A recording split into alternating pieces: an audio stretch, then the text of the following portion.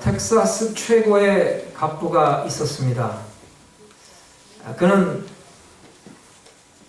10만 에이커의 땅과 수천 마리의 소와 그리고 29개나 되는 방을 가지고 있는 거대한 저택에서 살고 있었어요. 그리고 그에게는 너무나도 아름다운 외동딸이 있었습니다.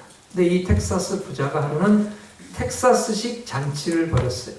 그래서 그 동네에 참 자기 딸과 결혼할 만한 자격을 갖추고 있다고 생각되는 청년들을 다 불러 모아서 큰 잔치를 성대하게 벌였습니다. 잔치에 흥이 한창 무르익을 무렵에 이 부자가 청년들에게 이렇게 말했어요. 다들 저 정원 앞에 있는 수영장으로 모이시오. 그래서 청년들이 그 올림픽 경기장 규모가 되는 아주 잘 갖춰진 그 수영장 앞으로 모여들었어요. 근데 그 수영장에는 이 부자가 미리 풀어놓은 무시무시한 악어떼와 독사들이 득실거리면서 그 물을 휘젓고 다니고 있었어요. 이제 이 부자가 청년들에게 이렇게 말했어요. 자, 여러분 가운데 누구든지 제일 먼저 이 수영장에 뛰어들어서 이 끝에서 저 끝까지 헤엄쳐서 건너는 사람에게는 내가 가지고 있는 3가지 가운데 하나를 가질 수 있는 선택권을 주겠어요. 우선 10만 에이커의 땅이냐, 아니면은 1000만 불의 현금이냐, 아니면은 나의 사랑하는 외동딸과 결혼하겠느냐, 이 셋 중에 하나를 골라 가질 수 있는 선택권을 주겠어. 이 부자의 말이 떨어지기가 무섭게 저쪽 끝에서 한 청년이 갑자기 물속으로 뛰어들었어요. 그리고 나서 이 청년은 올림픽 경기 기록 수준에 못지않는 스피드로 정말 전심을 다해서 수영장 이 끝에서 저 끝까지 헤엄쳐서 건너갔어요. 그래서 이 청년이 성공적으로 수영장을 건너서 물 바깥으로 올라왔을 때 이 부자가 청년에게 이렇게 말했어요. 청년, 자네의 용기가 정말 대단하도다. 내가 약속한 대로 3가지 중에 1가지를 고를 수 있는 선택권을 주겠다. 그래, 자네는 10만 에이커의 땅을 원하는가? 청년이 대답하기를 아닙니다. 그러면은 1000만 불의 현금을 원하는가? 아닙니다. 그러면은 내가 사랑하는 외동딸을 아내로 맞이하길 원하는군. 근데 청년의 대답은 아닙니다. 그래서 이 부자가 도대체 너무나 궁금해가지고 물어봤어요. 아니, 그럼 도대체 자네가 원하는 것은 뭐란 말인가? 청년이 뜻밖에도 대답하기를, 네, 제가 정말 원하는 것은 도대체 어떤 놈이 내 등을 떠밀어서 물속에 빠뜨렸는지 그걸 좀 알고 싶습니다.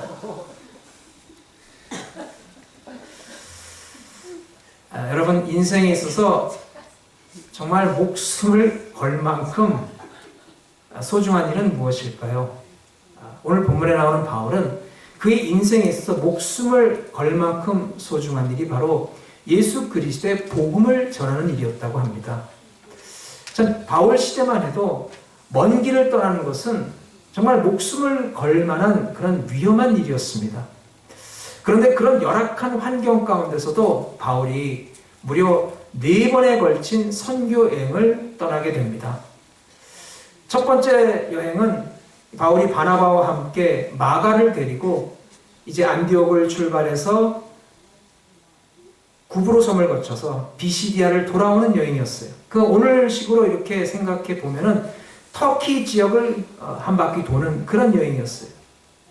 바울의 2번째 선교 여행은 안디옥을 떠나서 저 멀리 마게도냐 지역까지 다녀오는 여행이었어요. 그러니까 오늘식으로 우리가 생각해 보면은 이제 이스라엘을 떠나서 터키를 지나서 유럽의 그리스 지역까지 다녀오는 먼 길이었어요. 그리고 3번째 선교 여행은 바울이 2번째 선교 여행 때 다녔던 그 코스를 다시 한번 답사하면서 복음을 전하는 그런 여행이었어요.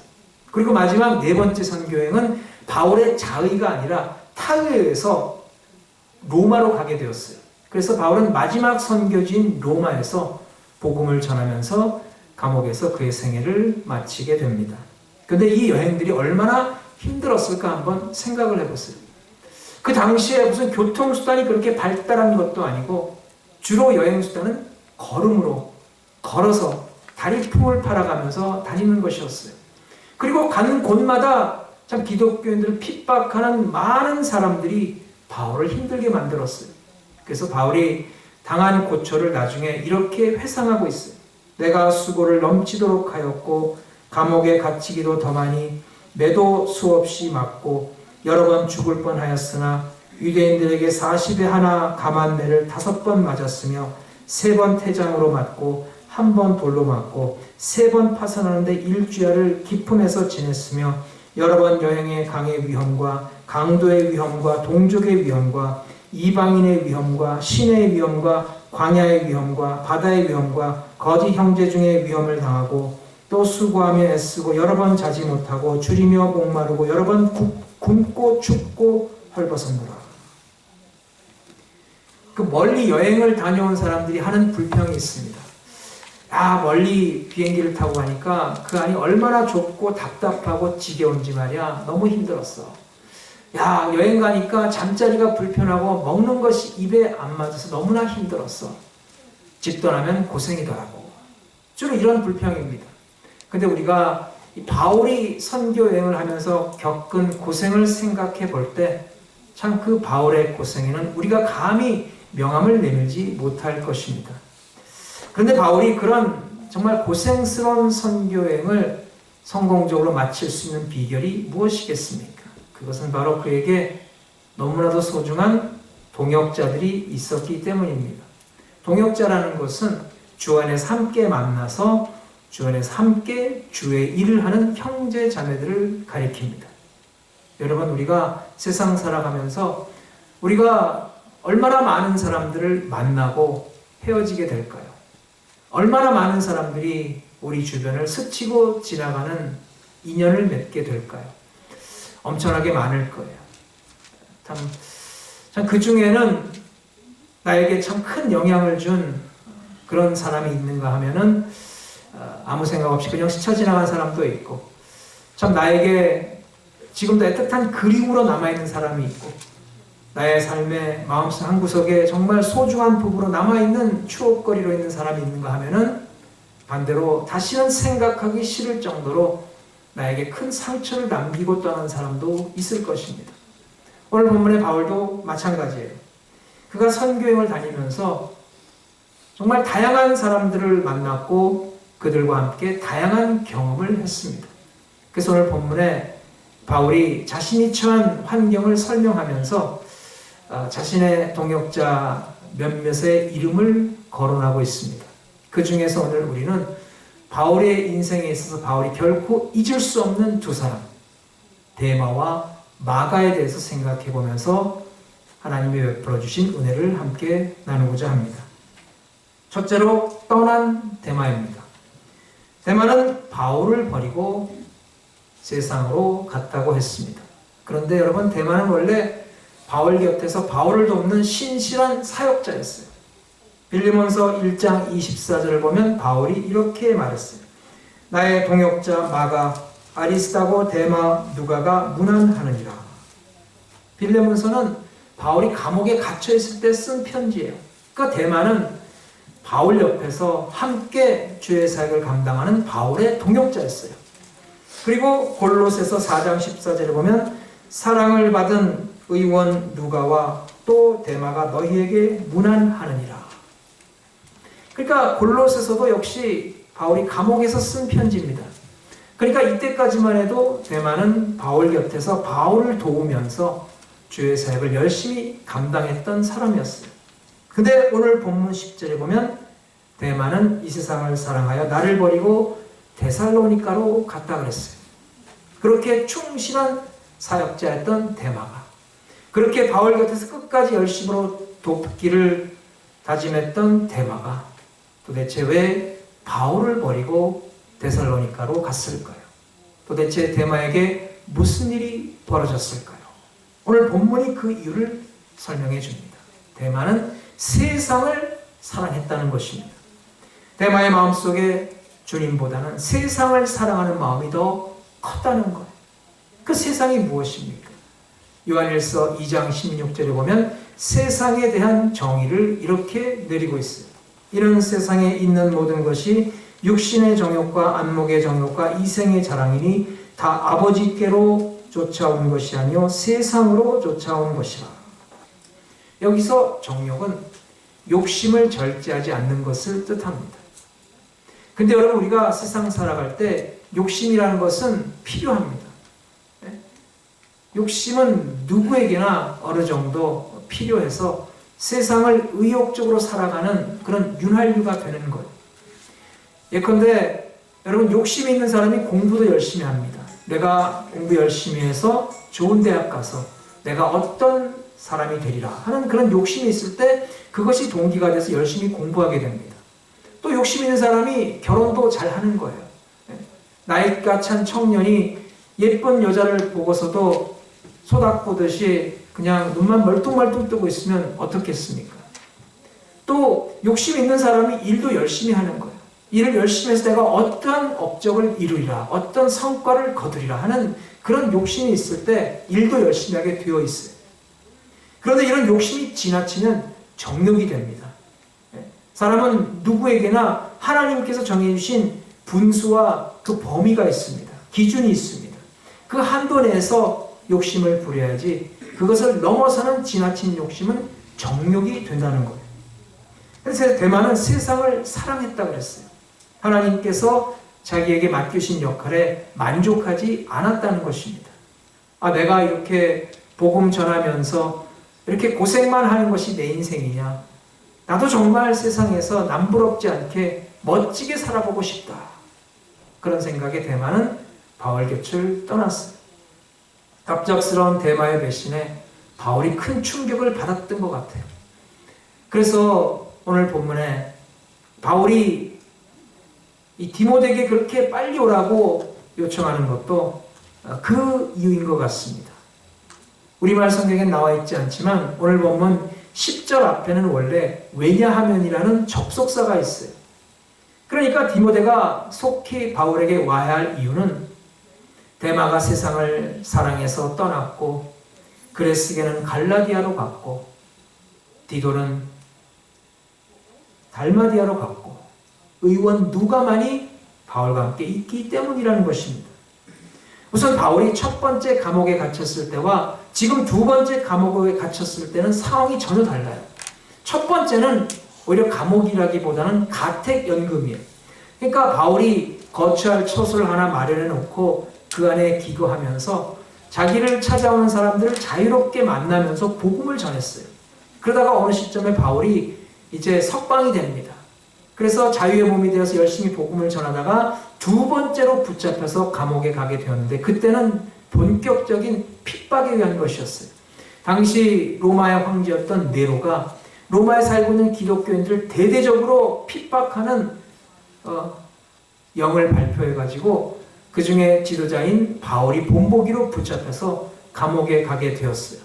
그러니까 수많은 기독교인들이 그때 순교했는데 그때 참 그 기독교인들의 지도자였던 바울 옆에 있다는 것은 정말 목숨을 걸 만한 위험한 일입니다. 그래서 데마는 자기 목숨 살겠다고 바울 곁을 떠난 거예요. 이 고난과 환난 당하기를 좋아하는 사람이 누가 있겠습니까마는 그러나 고난과 환난의 강력한 순기능은 진짜와 가짜를 구별해 준다는 것입니다. 탕자가 허랑방탕하여 세상에서 그야말로 돈을 물쓰듯이 할 때는 그의 곁에 수많은 친구들이 몰려들었어요. 그런데 탕자가 가진 돈 다 까먹고 알거지가 되어서 돼지치는 신세가 되었을 때는 그 곁에 남아있던 친구가 하나도 없었다는 것. 전부 가짜였다는 것입니다. 우리의 믿음도 마찬가지입니다. 예수 믿어서 복받고 잘 된다면 누가 예수 안 믿겠습니까? 다 열심히 믿겠다고 잘 나올 것입니다. 그런데 여러분, 예수 믿는다고 해서 그것을 인해 많은 손해를 보고 많은 고생을 하고 심지어 목숨을 잃을 위협까지 당하게 된다면 어떻게 되겠습니까? 누가 예수 믿겠어요? 아마도 예수 믿는 것이 그 모든 당하는 고난과 환난보다도 더 귀중하다는 것을 아는 사람만이 끝까지 믿음을 가지고 남아있게 될 것입니다.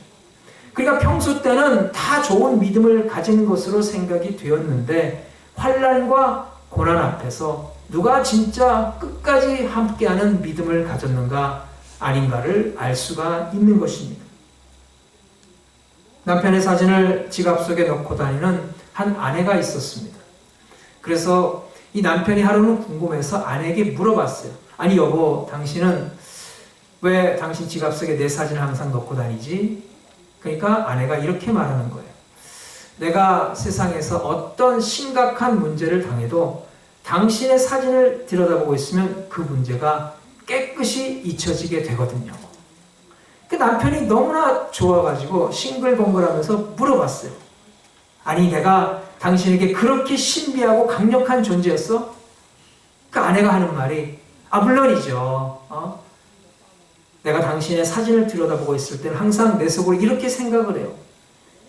이보다 더 큰 문제가 또 어디 있을까? 그 남편이 그 아내에게 있어서 가장 큰 고난이요 문제거리였다는 그러한 이야기입니다. 여러분, 디모데후서의 주제는 고난입니다. 복음과 함께 당하는 고난이에요. 그래서 그 앞에도 디모데후서 1장 8절에 바울은 디모데에게 권면하기를 복음과 함께 고난을 받으라 그랬어요. 여러분, 바울의 삶은 고난으로 가득 찬 점철된 그런 삶이었어요. 그런데 바울에게 있어서 그 고난은 달려갈 길 다 마치고 믿음을 지켰다고 당당하게 고백할 수 있을 만한 너무나도 소중한 것이었어요. 왜냐하면 그 모든 것이 지나간 후에는 하나님 예비하신 의의 멸관을 받았을 수 있기 때문입니다. 여러분, 그래서 바울은 디모데에게도 고난을 피하지 말라 그랬어요. 고난을 피하는 것은 결국은 믿음을 포기하는 것이고, 고난을 피하는 것은 결국은 세상과 타협하는 것이고 복음을 저버리는 것이 되기 때문입니다. 그래서 고난을 이기고 의의 멸관을 받았은 바울의 믿음과 고난이 무섭다고 세상을 더 사랑해서 믿음을 저버리고 떠난 데마의 인생이 대조를 이루고 있어요. 그리고 오늘 이 서신을 받는 수신자인 디모데에게도 큰 교훈이 될 것입니다.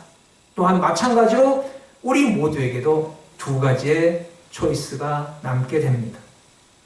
근데 데마가 처음에는 그렇게 믿음을 가지고 충성스럽게 섬기다가 어느 시점에 낙심하고 믿음을 잃어버리고 실족한 것에 대해서 어떻게 설명할 수 있을까요? 이것을 예수님이 씨 뿌린 자에 비유해서 잘 설명하고 계십니다. 씨 뿌린 자가 씨를 뿌렸는데 더러는 돌짝밭에 씨앗이 떨어졌다 그랬어요. 흙이 얇으니까 금방 싹이 돋았지만은 그러나 햇볕이 강하게 비추니까 그 햇볕에 타서 말라 죽었다 그랬어요. 그래서 예수님께서 바로 그런 사람이 하나님의 말씀을 받아들일 때는 기쁨으로 받아들이지만 그러나 그 믿음의 뿌리가 깊지 못하기 때문에 고난과 환난이 다가오니까 금방 너무나 쉽게 무너지게 된다는 것입니다. 이것이 바로 오늘 이 데마의 경우와 딱 맞지 않습니까?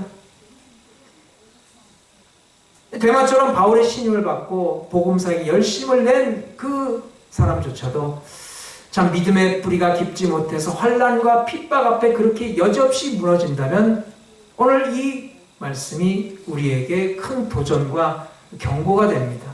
여러분, 데마가 가짜였다고 누가 생각할 수 있었겠습니까? 그렇다면 오늘 우리가 보기에 정말 믿음이 좋아 보이는 사람 중에서도 알고 보니까 그 믿음의 뿌리가 깊지 못해서 환난과 핍박 앞에 무너지지 않는다는 보장을 할 사람이 누가 있겠냐는 말씀입니다. 그렇다고 해서 우리가 다른 사람을 볼 때 저 사람이 과연 진짜 믿음을 가졌는가 가짜인가 그렇게 따지고 의심해서는 안 될 거예요. 오히려 이 말씀을 통해서 우리 자신을 돌아보고 내가 과연 복음과 함께 이 믿음과 함께 고난도 감당할 준비가 되어 있는가, 내가 그 믿음의 경지에 오르기까지 내가 열심으로 말씀을 통해 기도를 통해 훈련하고 성숙한 믿음의 성도로 자랄 준비가 되어 있는가를 생각해 보자는 거예요. 1620년에 영국의 청교도들이 메이플라워를 타고 신대륙으로 향합니다. 종교의 자유를 얻기 위해서입니다.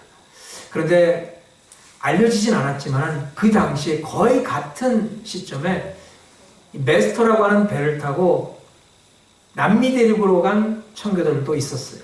그들 모두가 다 같은 믿음을 가진 청교도였어요.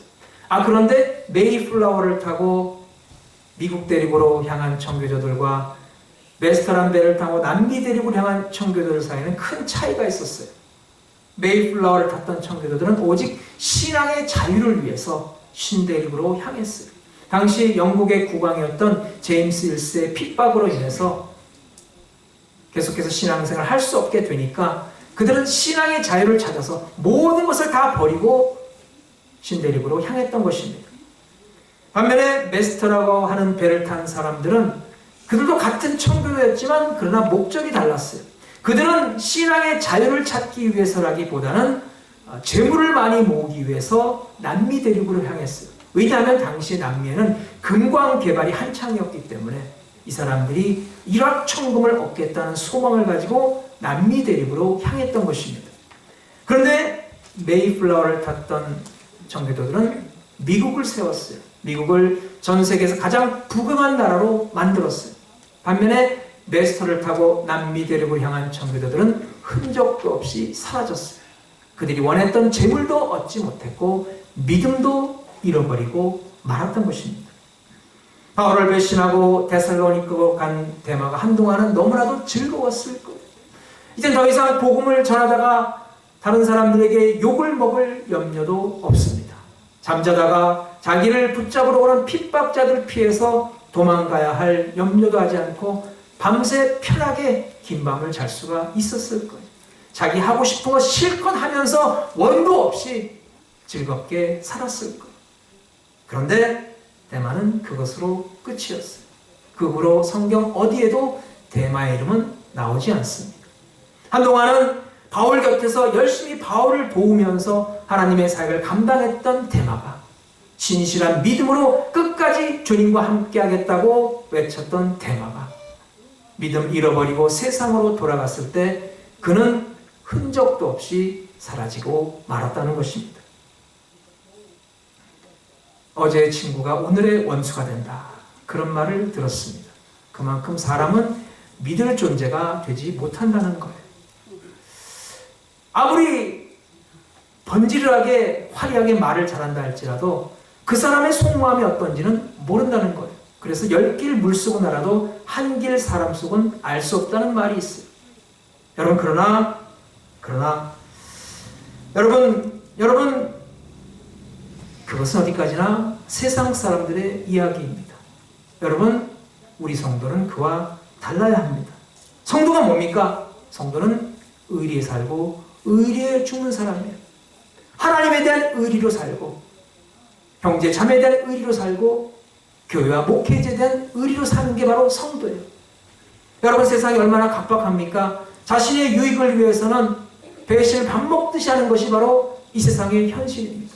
그러나 성도는 끝까지 믿음의 지조를 지키고 하나님과 통행하며 은혜를 나누는 모습으로 살아가야 합니다. 사랑하는 여러분, 나를 구원하신 주님을 배신해서는 안 됩니다. 그 믿음을 끝까지 지켜야 합니다. 또 나를 위해 기도해주고 사랑을 나눠준 내 형제자매를 배신해서는 안 됩니다. 또 나를 위해서 불철주야 기도하며 부르짖으며 은혜를 나눠준 교회를 위해서 목회자를 위해서 끝까지 참 의리를 지키는 성도가 되어야 합니다. 우리 모두가 진정으로 의리 있는 성도 되어서 신뢰를 저버리지 않고 하나님께 영광 돌리고 끝까지 교회에 충성하는 귀한 성도의 삶이 되시길 바랍니다. 아멘. 둘째로 돌아온 마가입니다. 마가는 애초에 바울과 바나바가 선교행을 할 때 조수로 발탁한 사람이었어요.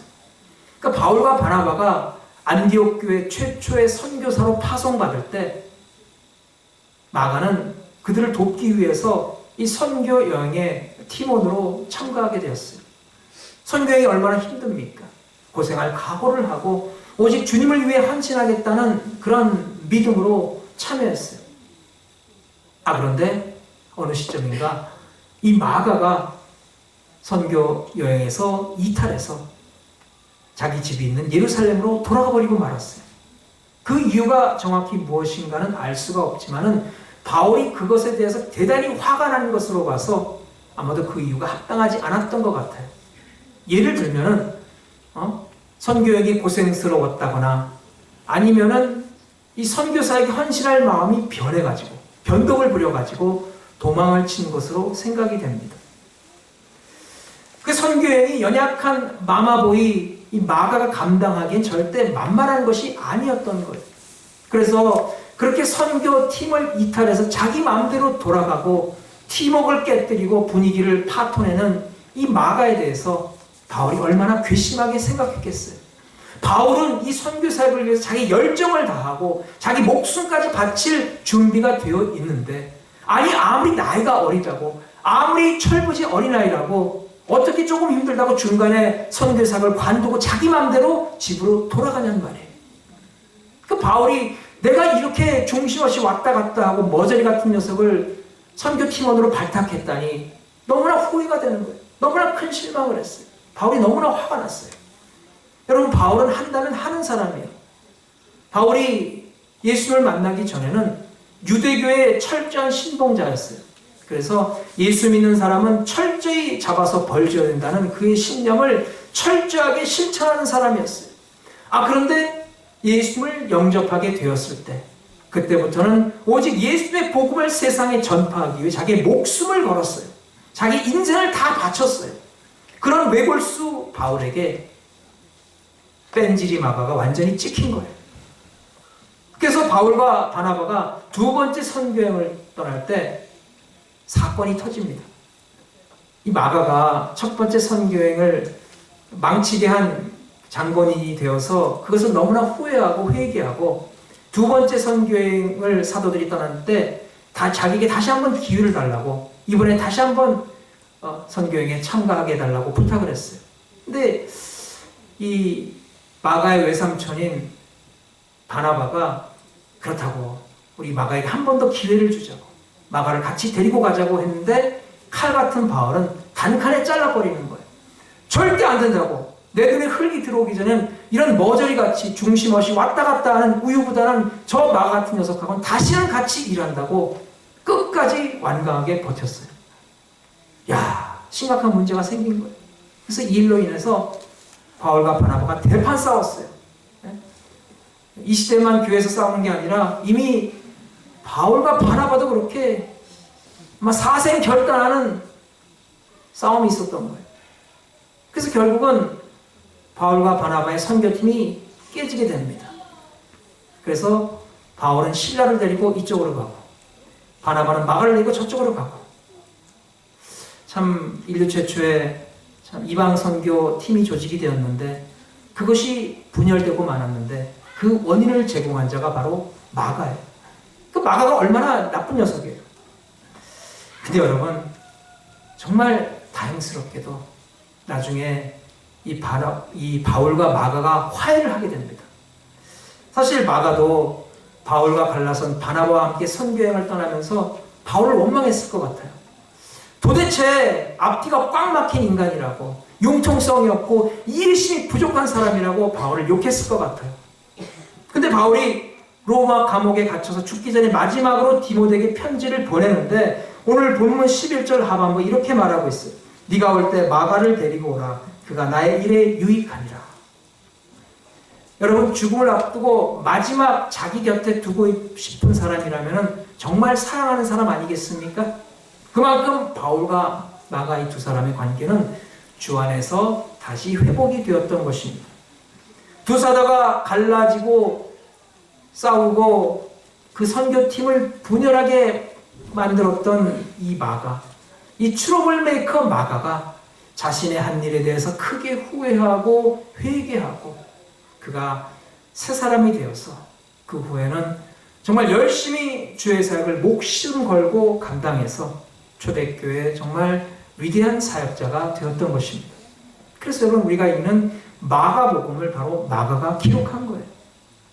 앞에서 인용한 빌레몬서에도 마가를 동역자로 부르고 있는 것을 볼 때 바울은 이미 오래전에 마가와 화해하고 다시 마가와 손잡고 함께 일했던 동역자의 관계였음을 알 수가 있습니다. 사랑하는 여러분, 누구나 다 실수를 할 수가 있습니다.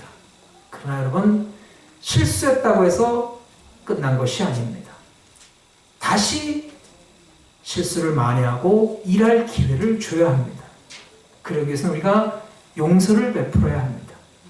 비록 감정이 상하고 다시는 볼 수 없을 정도로 싸우고 갈라졌다 할지라도 그 감정에 얽매여서 더 큰 일을 그르치는 모습이 되어서는 안 된다는 거예요. 감정을 잘 다스릴 줄 알고 나가서 넓은 마음으로 용서하고 품어줄 때 우리는 더 큰 일을 도모할 수 있고 더 많은 사람을 하나님의 뜻 가운데 세울 수가 있는 것입니다. 바울이 그 후에라도 마가를 용서하고 용납했기 때문에 초대교회 마가라고 하는 위대한 사역자가 탄생한 거예요. 그러니까 마가라고 하는 위대한 사역자가 생겨진 그 근본적인 원인은 바로 바울의 용서와 화해에 있다고 해도 과언이 아닙니다. 만약에 그때 바울이 끝까지 마가를 용납하지 않고 용서하지 않았다면 아마도 마가는 계속 어긋나가서 믿음의 길에서 완전히 떠나버렸을 것 같아요. 그렇다면 우리가 오늘날 어떻게 마가복음을 읽겠습니까? 여러분, 누구에게나 약점은 있고 실수는 있습니다. 여러분, 그 약점을 품어주고 실수를 용서해 줄 때 그 사람이 다시 살아날 수가 있는 거예요. 그래서 여러분, 예수님도 형제를 용서하되 7번에 70번까지 용서라고 하셨잖아요. 목회자 입장에서 볼 때 교회에 안 아까운 성도가 없어요. 10손가락 깨물어서 안 아픈 손가락 없다 그러잖아요. 여기 나와 앉아주신 것만 해도 얼마나 감사한지 몰라요. 여러분, 우리가 형제 잘못을 용서하고 사랑으로 품어줄 때 우리가 정말 더 큰 일을 할 수가 있는 것이고 우리 가운데 마가와 같은 그런 위대한 사역자가 탄생할지 누가 알겠습니까? 여러분, 우리가 끝까지 용서의 사역을 감당하고 은혜를 나는 성도가 되시기 바랍니다. 아멘. 오늘 우리는 전혀 다른 두 사람을 만났습니다. 두 사람 다 바울의 신실한 사역자였어요.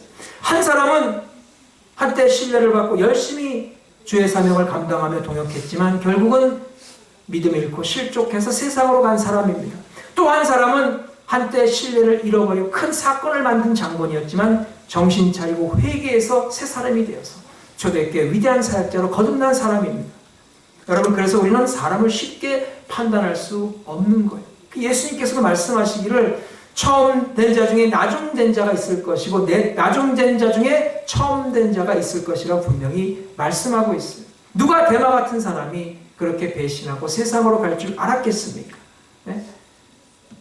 사도들의 사역을 방해하고 선교팀을 분열시킨 트러블메이커 마가 같은 사람이 어떻게 그렇게 초대교회 훌륭한 지도자가 될 줄 누가 예상할 수 있었겠습니까?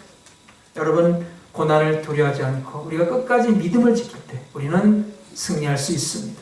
한 번 실수를 저질렀다 할지라도 용서하고 품어줄 때 우리는 주 안에서 하나가 되고 더 많은 위대한 사역자를 세울 수가 있는 줄로 믿습니다. 사랑하는 여러분, 우리 모두 끝까지 믿음을 지키고 하나님과 동역자들을 배신하지 않고 신뢰를 저버리지 않고 하나님 앞에서 끝까지 신실한 사역자로 인정받는 우리 모두가 되시기를 주의 이름으로 축원합니다. 아멘. 하나님 감사합니다. 기도